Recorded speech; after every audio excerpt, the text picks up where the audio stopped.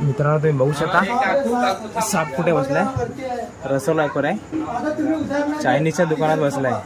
बाप्पा हे बर्नी दे, बर्नी दे, हे बर्नी दे, बर्नी दे, बर्नी दे ना, बर्नी बर्नी दे, बर्नी दे, बर्नी दे. काला काम फिट केला तर आवाज नाही कामलाय म्हणजे त्याला आपल्या लोकल भाषेमध्ये कांबळ्या असं बोलतात. तो बसला बघा चायनीज बनवतो आणि त्या वरच्यावर बसल्याला कसा गेलाय तो आता काम आहे. हुशार साहेब आहे, चावला असता कामात फिट हात टाकले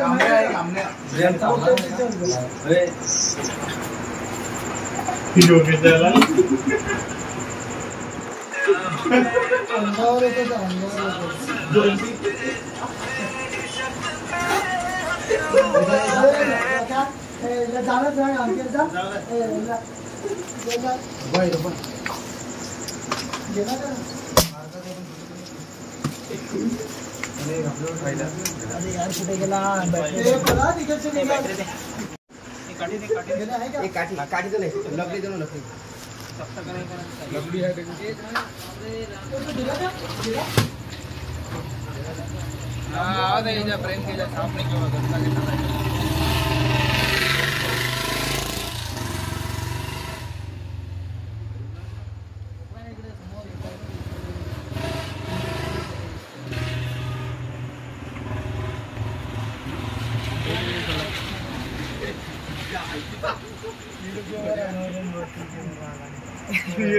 नाही.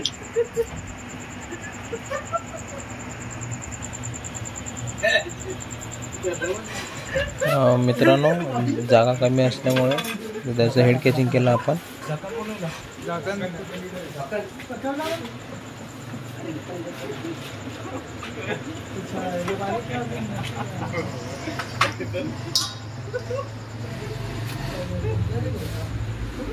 साप आहे ना, जवळ जरी गेला असता ना तरी बाईट केला असता, म्हणजे खूप ॲग्रेसिव्ह असतात आणि इथे साप आहे म्हणजे अडचण ठेवू नको त्याने.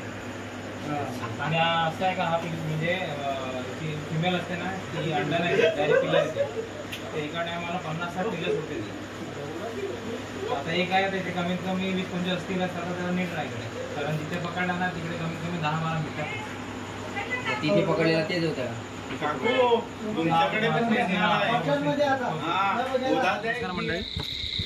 रात्रीच 11 वाजलेत, मी झोपलेलो आणि चायनीजवाल्याच्या दुकानामध्ये साप होता. तो तिकडे सगळं चायनीज जिथे बनवतो आणि त्याच्यावरती जो सगळं बाटल्या बिटल्या ठेवतो ना तिथे बसलेला साप.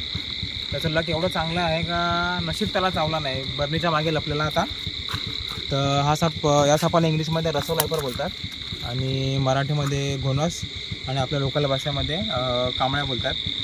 तर हा ते बोलतात फोडसा आहे, तसं फोडसा वगैरे काय नाही, हा रसोलायपर आहे. फोडसा खूप वेगळा असतो आणि रसोलायपर खूप वेगळा असतो. त्याला मी बाहेर काढतो, तुम्ही बघा कसा असतो तो. आणि हा पूर्णपणे विषारी साप आहे. या सापाचं वीज हिमोटॉक्सिक असते.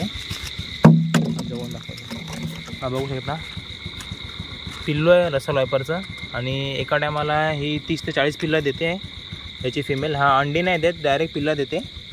त्याला आपण रिस्क्यू केला तर सोडून देऊ. बघा किती चपळ असतो हा. चल चल चल चल चल चल चल चल तिकडे जा रे.